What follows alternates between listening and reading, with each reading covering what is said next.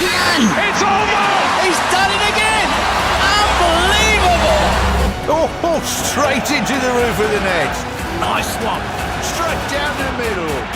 So a good performance from both teams.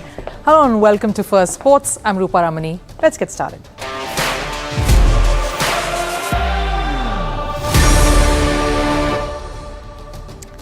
On the show today, we are bringing you views from around the world of football, stories that created conversations over the weekend. Kylian Mbappe opened his scoring for Real Madrid in the LaLiga and it broke the internet. But the bigger story was not his goal or the goals that he scored. Stay on to know more.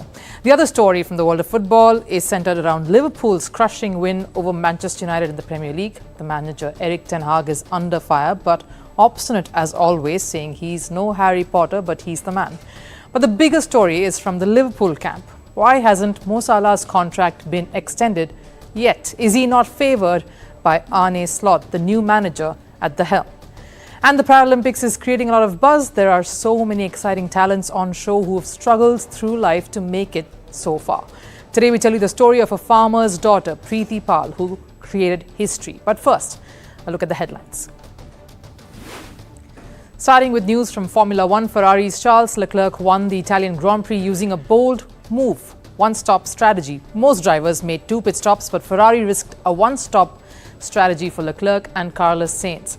McLaren duo Oscar Piastri and Lando Norris both bagged podium finishes after him. Red Bull's Max Verstappen finished 6th.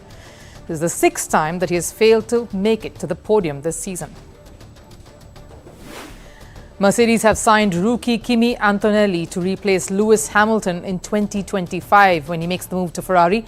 Antonelli made a stunning debut with his first practice session at the Italian Grand Prix. The day he turned 18, after a stellar junior career, Antonelli will partner with George Russell from the 2025 season.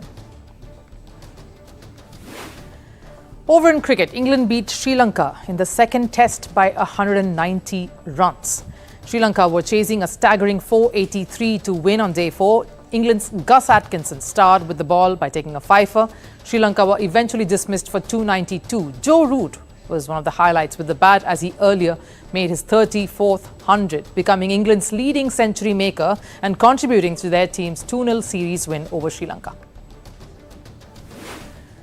With Jay Shah moving on to take over the role of ICC chief, Pakistan Cricket Board Chairman Mohsin Naqvi is expected to replace Jay Shah as president of the Asian Cricket Council or the ACC, a big move here. Naqvi will assume the role after the ACC meeting scheduled for October and November. And in tennis, defending champion Coco Gauff crashed out of the US Open. The American suffered a shock loss at the hands of her compatriot Emma Navarro. She made as many as 19 double falls as Gauff lost the 4th round match 6-3, 4-6, 6-3. And to wrap up with news from the Paralympics, badminton player Nitish Kumar bagged 2nd gold for India at the Paris event. Nitish clinched gold in the men's singles category after defeating Daniel Bethel 21-14, 18-21, 23-21. A tough fight there. With Nitish's gold, India has so far won 9 medals that include 2 golds, 3 silvers and 4 bronze.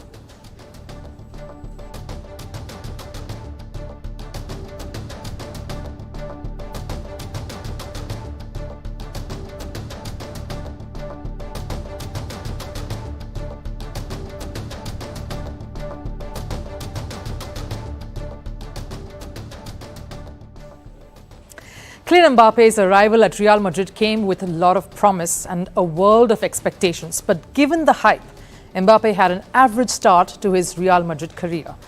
Well, after the Super Cup win on his debut, the Real Madrid forward found it difficult adjusting to the Spanish league. 3 matches, no goals, narrow misses. The critics were out with their sharp pens and tongues. But Real Madrid's match against Real Betis yesterday put an end to all of that.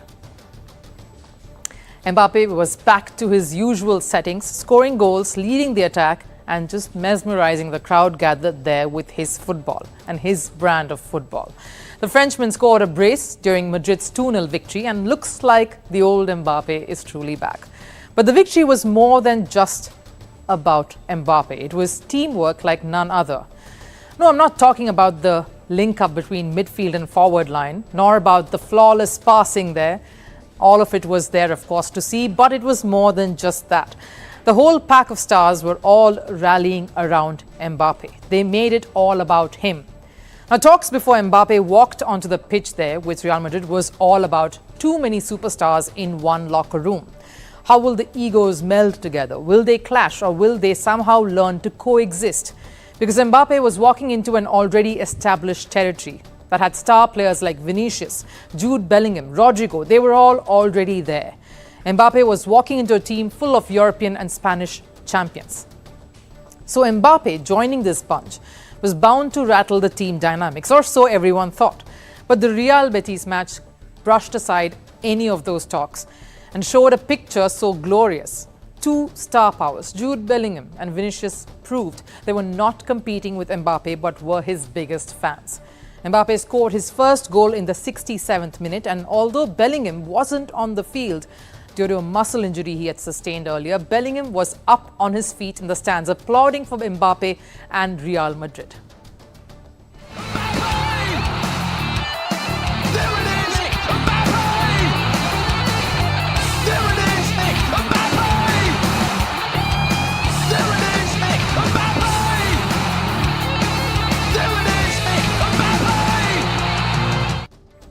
Now, it wasn't just Bellingham who was backing Mbappe. Just 8 minutes after Mbappe's first La Liga goal, Real Madrid earned another opportunity in the form of a penalty.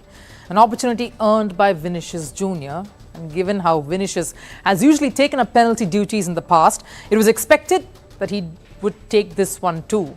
But the Brazilian knew how much Mbappe needed the goals, needed the momentum. So without thinking twice, he asked Mbappe to take the penalty kick, and it didn't end there. When Mbappe scored, Vinicius bounded over to Mbappe, ecstatic like he himself had scored the goal. And right after that, Vinicius was seen pumping the Real Madrid supporters to cheer for Mbappe.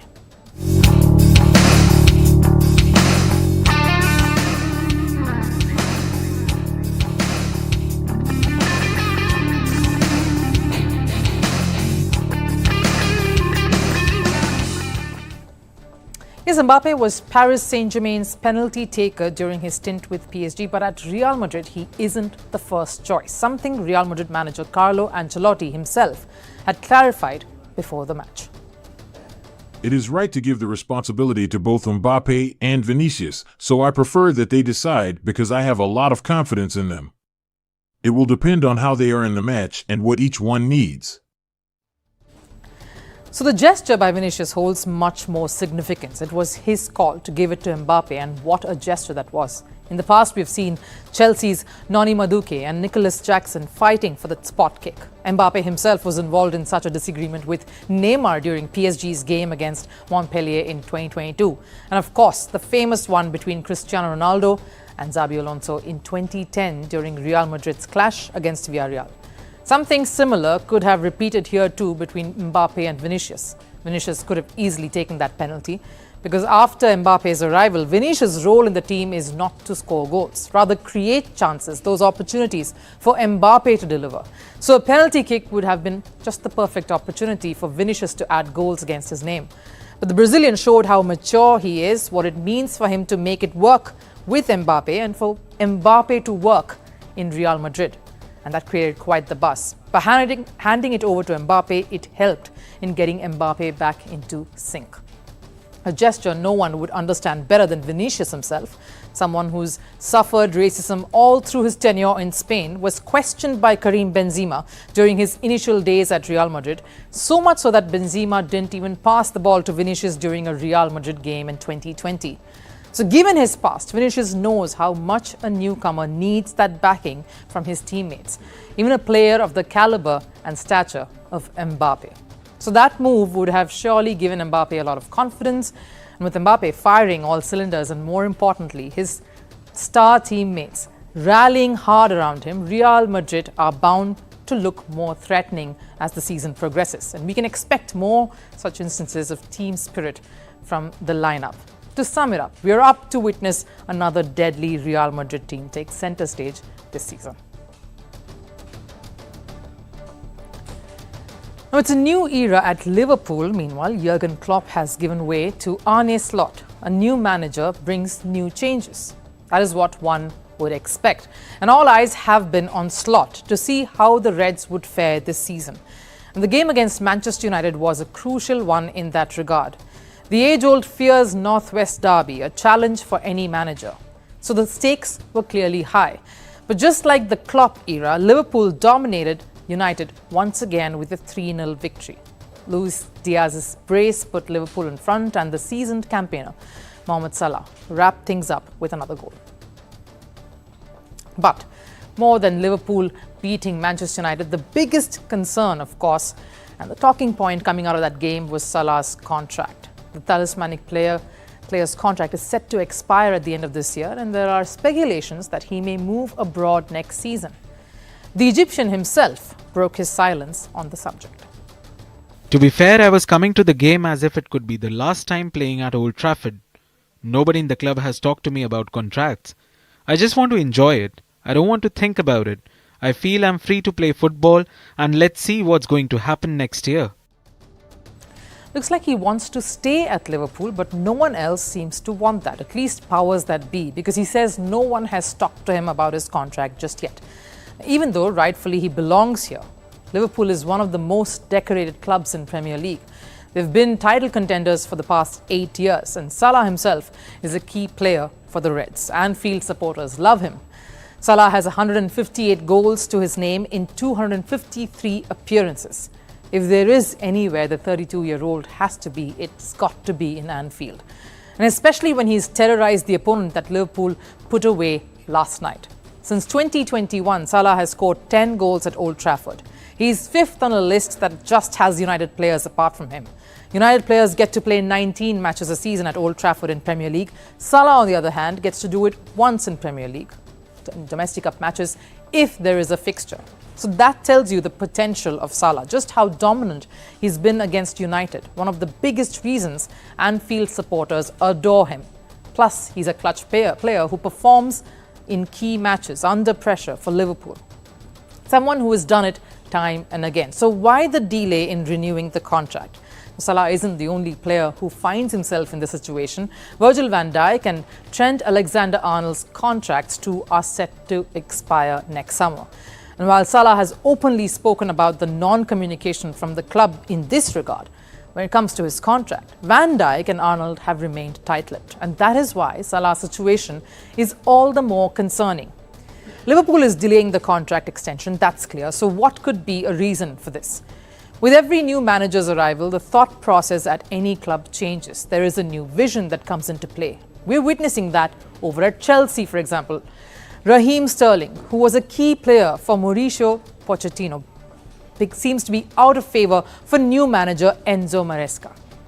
Cristiano Ronaldo, who was a key asset for Solskjaer, had a huge fallout with current Man United manager Erik ten Hag. Maybe the same is happening over at Liverpool. Salah was indispensable under Jurgen Klopp. Maybe under Arne Slot, the Egyptian doesn't fit into the scheme of things. Or maybe Slot is taking his time to assess Salah's performance and where he exactly fits. Whatever the reason, it never bodes well for any player to play under pressure, to play without the faith that he truly belongs there. Any uncertainty of any kind doesn't build a good environment for the rest too. If Liverpool and Slot do not reach a decision soon, the 32-year-old may well start looking out for a new home, and an exit of his stature will hit Anfield hard. If Avni Lakhara fired the first shot by clinching India's first gold at the Paralympics, the weekend clearly belonged to another gritty athlete who's creating waves for not winning just one, but 2 medals. Preethi Pal won bronze in the 100-meter race. That itself was a historic achievement, because India had not won a medal in any track event till then. And then she decides to go one better, and on Sunday doubled it by winning bronze in the 200-meter race. And why is this achievement something we need to recognize and talk about? One, she's the first female Indian track and field athlete to win 2 medals in a single Paralympics. Preethi Pal has etched a historic first for India. 2, India and track events had never had a face when it came to Paralympics. Nothing to emulate, no real path to follow. The first medal in a track event since 1984, which is where we need to delve into Preethi Pal's backstory. She's the daughter of a farmer in Muzaffarnagar, and from the moment she was born, to this point here, Preeti has only encountered hurdles and challenges, roadblocks to even living a pain-free life. So imagine winning medals despite all of this. Her lower body had to be plastered just 6 days after she was born. She was born with weak lower body. Weak legs meant she got exposed to various diseases all along the way. She also had an irregular leg posture. She underwent several treatments because of this condition. At the age of 5, she started wearing calipers and wore them for 8 years. And this is where reason number 3 comes in. Because any condition such as this, a physical disability, can defeat you, make you feel that there is a limit to achieving things. So that's why her reason to do this, to take this up in the first place, is crucial in giving India its first female track hero. It was another woman and not just any lady. This one was also a para-athlete. Not a runner, but a track and field athlete nevertheless. Fatima Khatoon, who inspired and helped Preeti. Watching the Paralympics and seeing athletes who are far from perfect winning glory motivated Preeti to do the same. And that's when Fatima Khatoon came in, guided and mentored Preeti. Facilities were limited, but Preeti's dreams weren't. She had to move to Delhi, the Indian capital, to sharpen her skills further. In 2018, she started competing in state-level meets, then national-level competitions. She qualified for 2022 Asian Para Games and came a heartbreaking 4th in both the 100 meters and 200 meter races. She only wanted to keep improving, and in the works, Para-Athletic Championship, of course, came along. And at the Para-Athletic World Championship earlier this year, she finished 3rd in both races, giving her confidence that she could do the same at the Paralympics. Before I came to Paris, I hoped to get a medal in the Worlds. I got the bronze, so I thought I could do it at these Paralympics too. The 23-year-old is an inspiration to anyone. Her fight and her struggles tell you that impossible is nothing. And when you can turn your disadvantage to your biggest advantage, then only sky is the limit. Preeti dreamt big and she was able to come close to it. There is still more to do and, of course, a long way to go. Time for Last Serve. Bolivia hosted the Paragliding pre-World Cup for the very first time. This is, of course, a way to qualify for the World Cup later. The visuals are stunning as male and female paragliders took to the skies.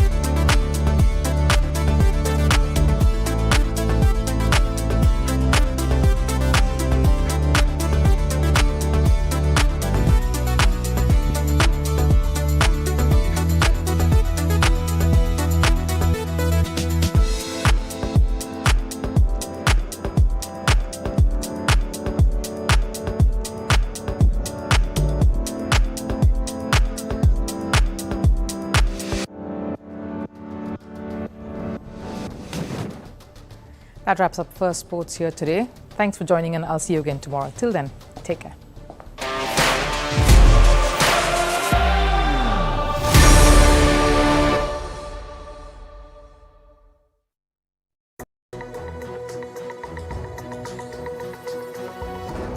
Hello and a very warm welcome. I am Gursheen